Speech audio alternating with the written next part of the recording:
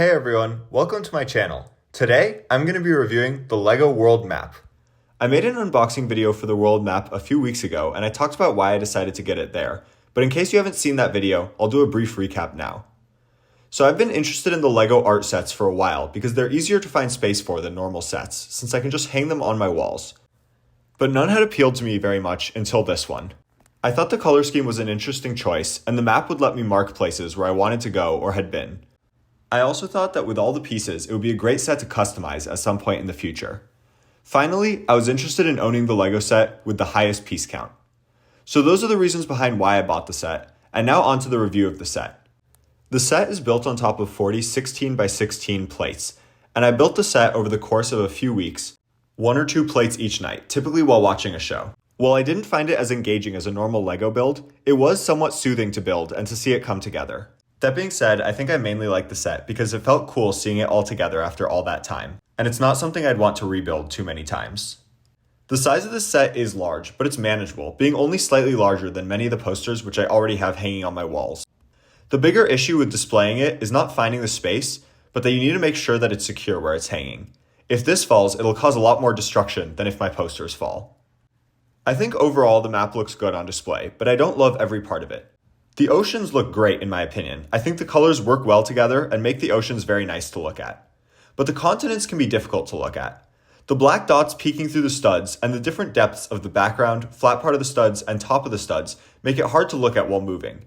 And if I stay looking at it long enough, the studs start to form lines and grids which take away from the overall look. I also don't love the shadow effect on the continents. It makes the continents look like they're coming off the map, which may be the intended effect, but looks wrong to me. The shadow effect also creates an issue in areas where bodies of water are only a few studs in size. It can look quite cluttered, such as in the Mediterranean Sea or in the Malay archipelago. I think I may have preferred just replacing the shadow studs with more ocean studs, and it's something I'll look into in the future. The projection they use for the map is also not the standard map projection, so the top looks a little more stretched than usual maps that I look at. I don't mind this though, because projecting the world onto a 2D surface always ends up looking a little bit strange, and they had to choose something. And I prefer this over making the map in the set in oval shape. The map is best looked at from far away, where you can take in the whole map at once. Otherwise, it can be easy to get lost in one area of it and it stops looking like a map. The price of this set looks good on a per piece basis, but since the overall set ends up being quite flat, I wish it had been a little bit cheaper. I did get this for 25% off, which I think is more fair than the original price tag. One day, I hope to take this set apart and make it into a custom piece of art, but I'm not ready to do that now, and I would need to find a piece of art that would work well with these colors and that I like enough first. Until then, this is going to stay on my wall, likely with only minor updates to the continents, marking where I have been and maybe adding some more detail.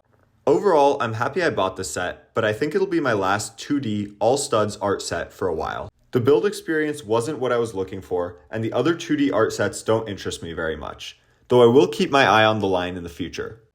I do like what they're doing with the art sets with more than just studs, like the Great Wave and Starry Night, which I think would be better building experiences while still only taking up a little bit of wall space.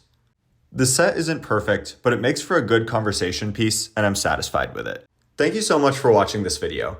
If you have any feedback or your own thoughts on the world map, please let me know down in the comments. I'll see you next time and have a great day.